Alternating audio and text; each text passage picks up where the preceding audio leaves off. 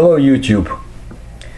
I've been collecting paranormal information from Russia and Eurasia for many years, and 25 even more years ago I had excellent and direct contacts with some of the researchers of the UFO phenomenon and other strange phenomena in the Far East, and at that time the group of the Vladivostok ufologists was headed by Alexander Rempel. His colleagues have conducted numerous expeditions to the taiga, the Siberian wilderness, in the mountains and across mighty rivers. And I will look in my old files for some of the most interesting cases, because as you will find out, there is never an end, a completion to such a phenomenon as, for example, the Devil's Cemetery or the Flying Man. The Russian Far East is a very unique place and contains many legends and very interesting incidents. Now, the so-called Devil's Cemetery. The Vladivostok Ufological Association had conducted an expedition in May of 1991 to find the site of the notorious Devil's Cemetery. That place is a clearing in the forest, not far from the Kova River, which is a tributary to the mighty Angara. Animals and humans who wander into that place apparently can never leave and are trapped by some unseen forces and die, burned from inside, as the story goes.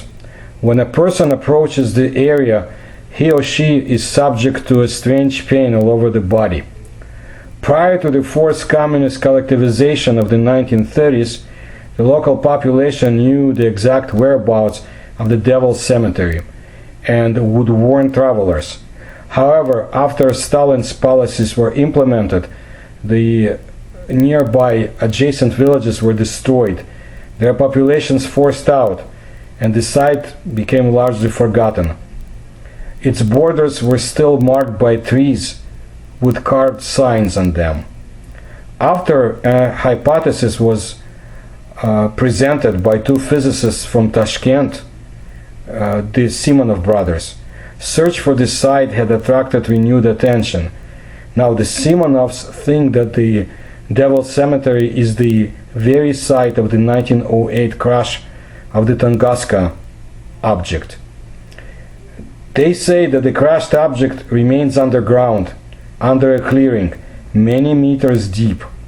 It is speculated the object might be a meteorite or a spacecraft of some sort, among other theories.